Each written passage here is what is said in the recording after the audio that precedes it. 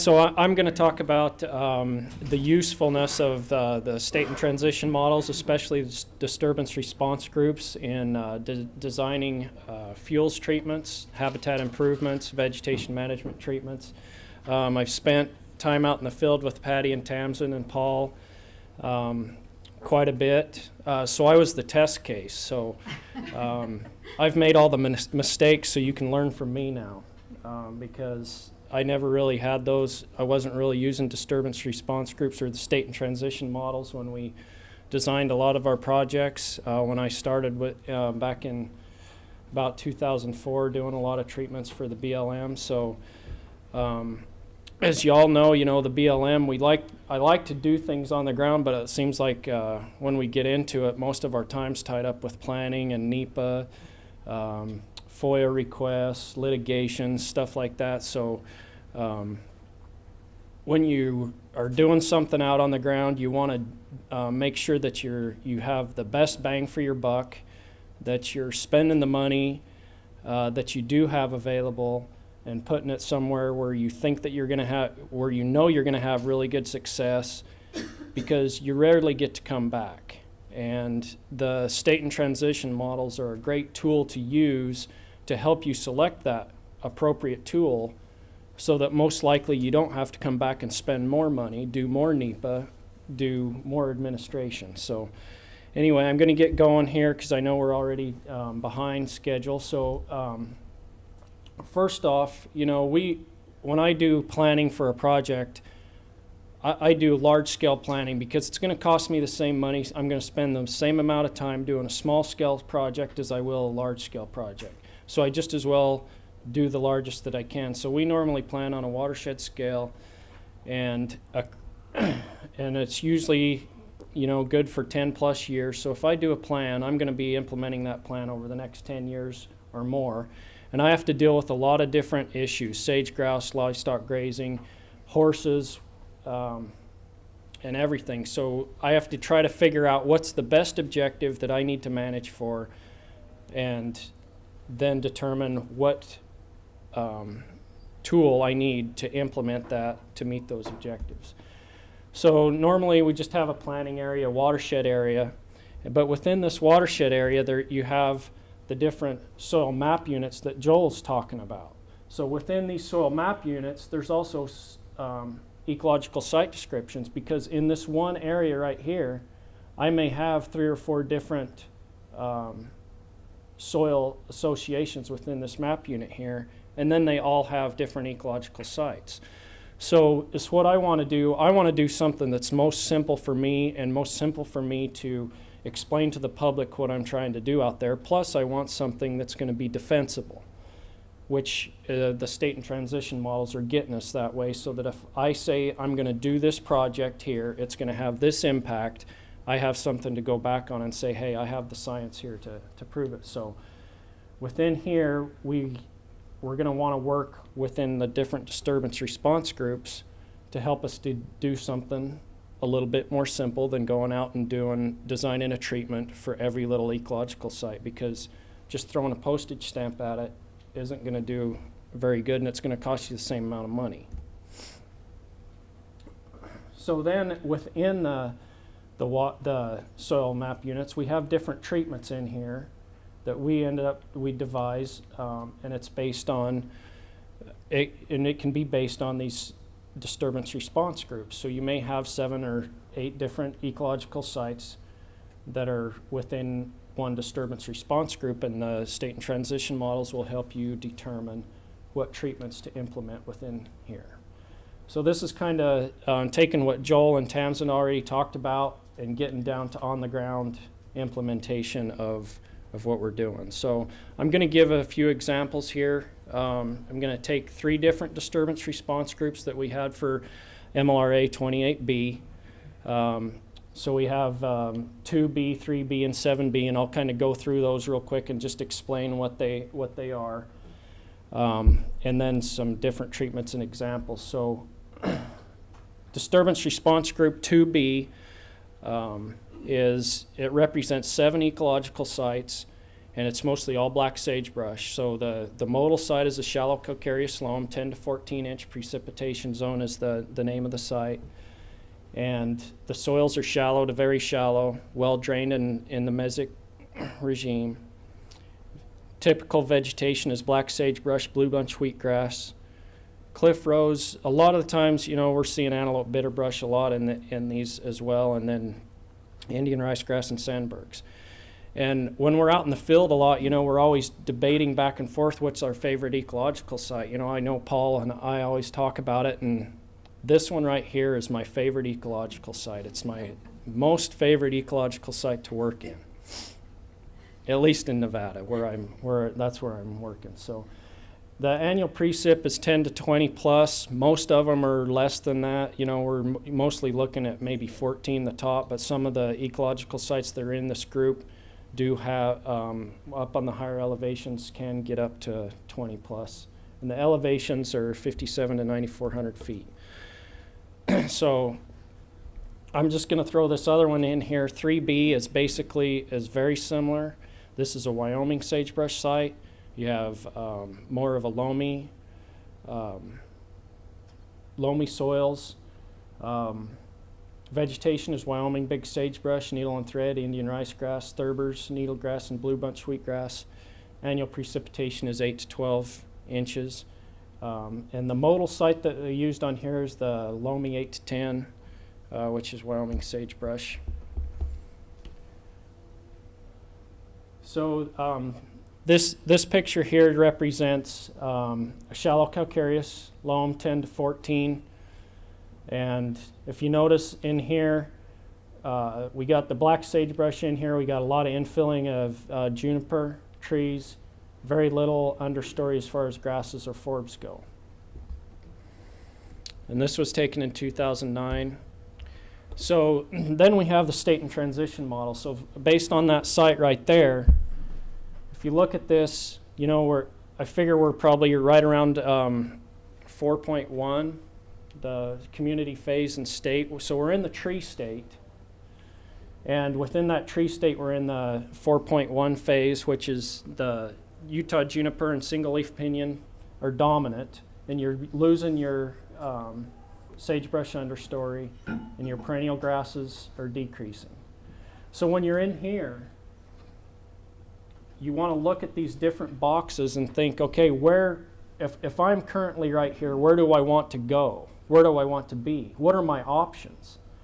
So if you look, the only option really that you have, if you want to get back to the current potential state, you have to do this R4A, which is a restoration pathway. Otherwise, because you most likely don't want to go to an annual state. And if you go to the left to the shrub state, that one is still okay, but it's not where most people want to be for multiple use management. It's either you want to be up here, most of the time you want to be up here or maybe in some other seeded state. So if I look here and say, okay, I'm in this tree state, what are my options? Where is this most likely going to go? This R4A is the pathway that I want to take. And that R4A means tree removal with minimal soil disturbance and seeding of desired species. So that right there tells me what I'm going to do to get to where I want to go. And this one makes it easy because there's really only one choice that I want. Here's another example of the same site, just more trees, less shrubs. If you notice, there's a lot more bare ground than the previous photo. Shrubs are starting to die out, skeletons in the picture. So this one I said I was at the 4.2, and this is I'm at an at-risk state, which means that if anything happens in here, I'm most likely going to go here, and it's going to be very, very difficult, if impossible, to get back to some other state. This one is in the group 3B that I talked about earlier. So this is Loamy Fan 8 to 12. If you notice, small trees, mostly juniper. There is some pinyon coming in here. We still have, shrubs are still in the understory. You still have some perennial grasses in here, but it's, you're starting to lose some of your grass understory. So you come to the state and transition model for 3B. and puts us in a tree state here. And so you want to look and say, okay, what are my choices here? I'm in this tree state, so I can either go to the seeded state, or if I go back to here, I can go to an annual state, but there's nothing that takes me from the tree state to the shrub state or to the current potential state. So again, where do I want to go? And based on my multiple use objectives, I want to go here most likely, and so I choose R5A, which is tree removal and seeding of desired species. Okay, so those two sites that I just spoke about, we had the Loamy Fan, 8 to 12, shallow calcareous, 10 to 14. So they all occur up here on this landscape up here.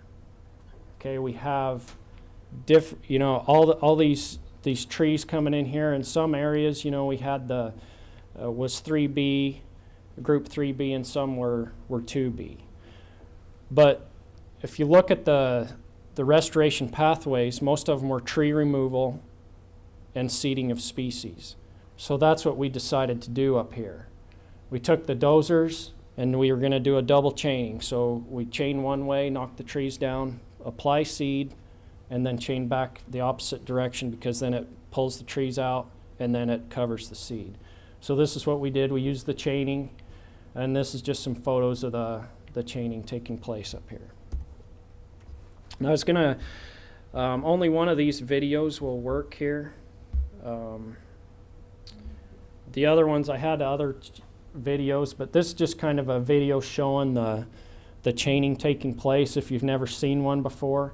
But I want you to really notice these, the soil disturbance. If you do this right and you get this chain rolling correctly, you can have very minimal soil disturbance. If you notice how this chain's rolling and you get your operators to do it the right way, you'll have very minimal soil disturbance, and that's very key to getting the results that we're talking about here. So if you have operators out there that haven't chained before and they're dragging the chain, you get totally different results. So you have to make sure that you look at those descriptions in the pathways and make sure, because some of them say, tree removal with minimal soil disturbance, and that's what you want to try to be at. And I'm sorry these others didn't work, because these were actually really good too, but I don't have the software on here to play it. So, Cody, if you did hand cutting in the trees, might you have less soil disturbance, but actually would it be harder to get the seed planted? Absolutely, yes. In a situation like that where you're in the phase 3 type tree density, you need to have the seed, you need to apply seed, but getting that seed to germinate on the ground is very difficult without some kind of soil seed bed preparation. And this is, then we applied seed after the first pass of the chaining. Then we bring the helicopter in here and we apply seed. So that's just some photos of us seeding the project. The seed mix, and we put on this in 2011. So one thing that you need to realize about seed, we get a lot of comments about using introduced species or not using native species. I'm an advocate for native species as much as we can, as long as I'm confident that it's going to establish. It's like I said before, you most often are only going to be able to come in and work in this site once to try to come back. It's really difficult, at least in my world. It's hard to come back and do something again. I have done it in the past, but it costs a lot of money, and most likely you want to try to do the best that you can when you're on these sites. So if you look at that Loamy Fan 8 to 12, that group 3B, that area really does not like a lot of soil disturbance, and you need to get something that's going to come in, especially on those lower elevation, lower precip zones. So we brought some some species in that weren't necessarily all natives, and applied this. And so we had the Secar Snake River wheatgrass, which, you know, by and large, it really does function similarly to blue bunch wheatgrasses, which is a dominant of both of those sites. And then you can see the others, but antelope bitterbrush right here. One thing as far as applying that, the best way to apply that, we usually put it in the dribblers on the dozers. It dribbles the seed onto the track, and then the track presses it back into the soil. So that's how we put those on, because it needs to be pressed into the soil.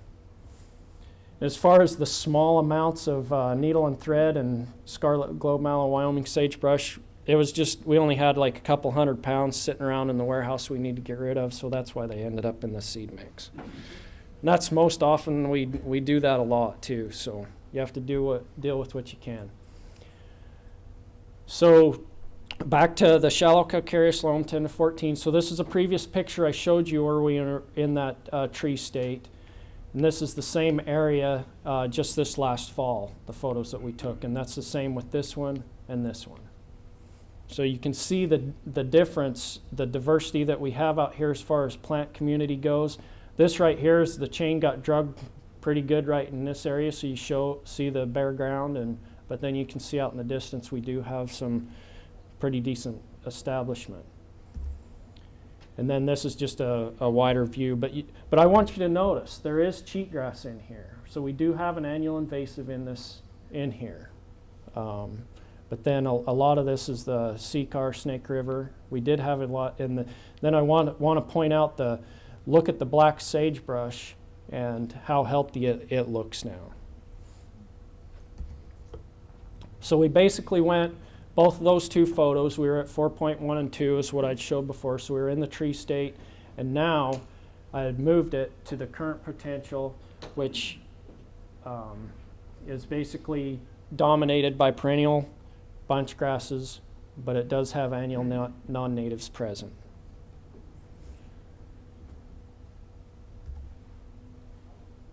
And then this was the Loamy Fan, the group 3B. So this is before treatment, and then this was in 2012 after treatment. If you notice, there's not really a whole lot of difference except that you got some trees knocked down out here.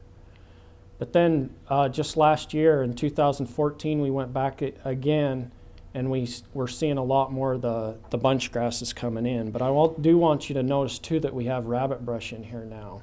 A lot more rabbit brush than what was in this photo here. And that's normally what we're going to see in those areas. This is just one of the same areas, the Loamy Fan. Okay, now I'm going to jump into a different group, and this is a group 7B. Oh no, sorry, this is 3B. This was just showing that last photo. So we went to the tree state, and now we're in the seeded state, which says seeded wheatgrass species and sagebrush co-dominate. Native bunch grass is present. Annual non-native species may be present. So we moved that from the tree state down to the seeded state.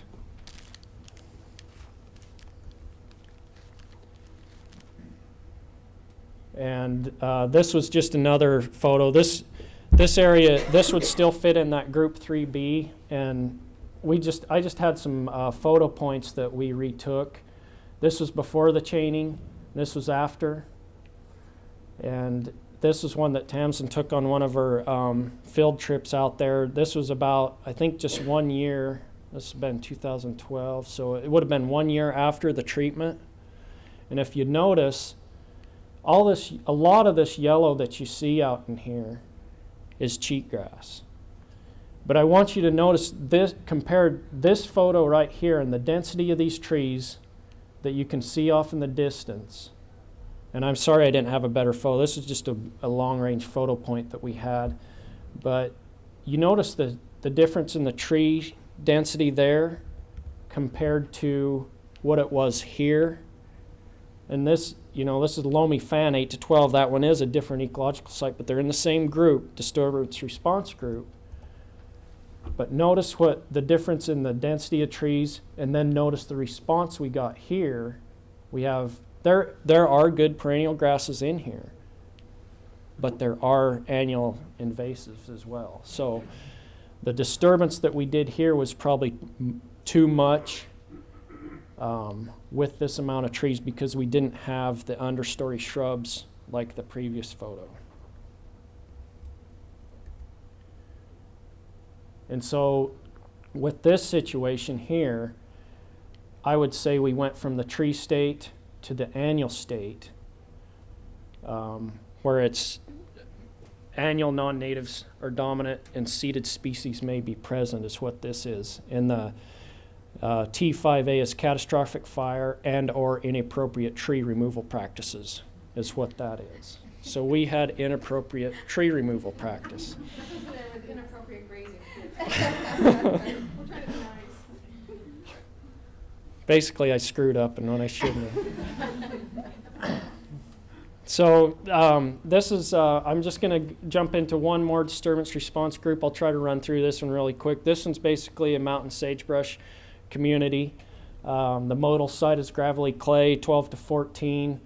Most of the soils have an argillic horizon or a moloch epipedon. And vegetation, mountain big sagebrush, antelope bitterbrush, blue bunch, wheatgrass, thurbers, and Indian ricegrass. And then the annual precip is 12 to 16. So normally when I'm thinking 12 to 16, I'm thinking I'm going to have good success. So, but that's not always the factor. You know, a lot of people think this is the biggest factor, and it is. It's a big factor. I don't disagree with that, but there's a lot more coming into that, and I'll show you some examples here. So this is an area that we, in this group 7B, you notice the trees coming in here and the sagebrush, and you got, you know, ephedra. So it's got pretty decent shrub and trees. So those photos, you know, we're pretty much in a tree state here in this group 7B. So if you look, you know, if we're currently here, where can we go? We can go to this annual state, which I don't want to go to. I can go to the current potential state, which I do want to go to. Or I can go to this seeded state over here, which is still good too. So I have these different choices here. So I have R5A as tree removal with minimum disturbance and seeding. The R5C is tree removal coupled with seeding. And then the T5A is catastrophic fire. So this is T5A here. And this is R5C coming over here to the seeded state. And the R5A takes you back up here to the current potential state, but it's tree removal with minimal disturbance and seeding, right?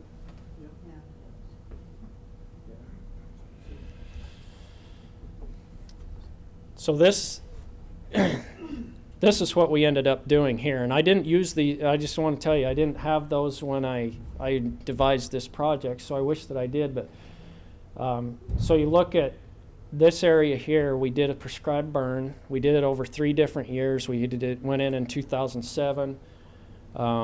It actually escaped on us and then burned some stuff, and then that we didn't necessarily want it to.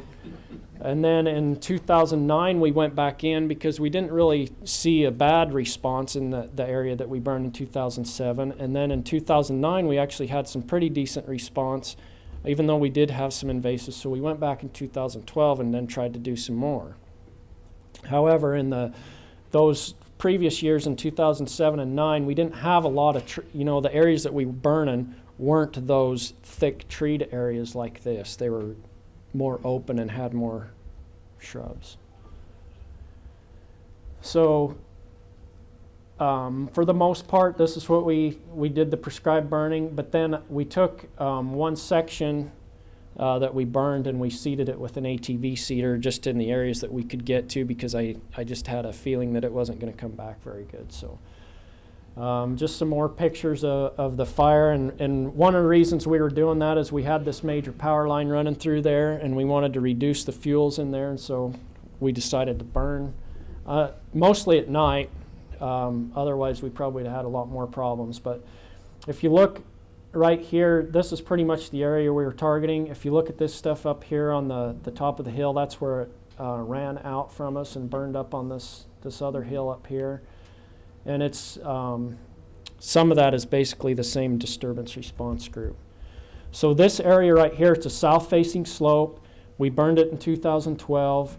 I had a feeling we weren't going to get a very good response there, so I took what seed we had left in our warehouse and went out there with some ATVs in the wintertime, and we seeded as much as we could with the ATVs in here. Again, that area is going to be right in here. This is pretty much the burn area that we were concentrating on. If you can see down in here, we did a mastication and treatment down in this area as well. And then we also mowed some sagebrush down in here.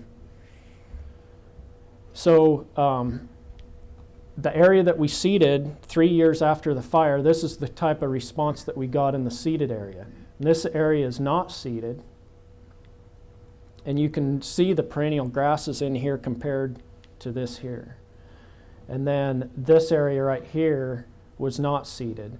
And you can see there's still annual invasives in here. Now this was in 2012.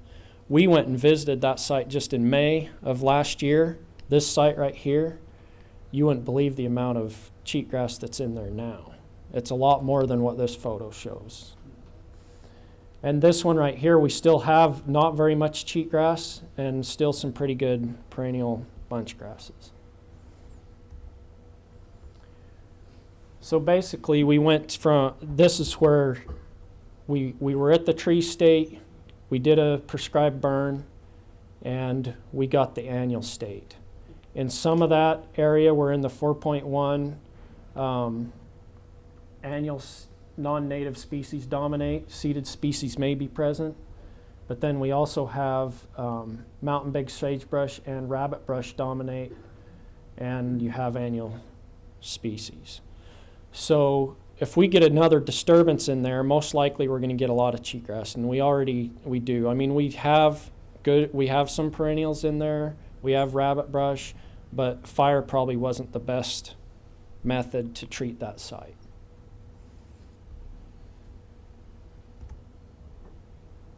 And then this group, this is also in that 7B group, and this is after a chaining.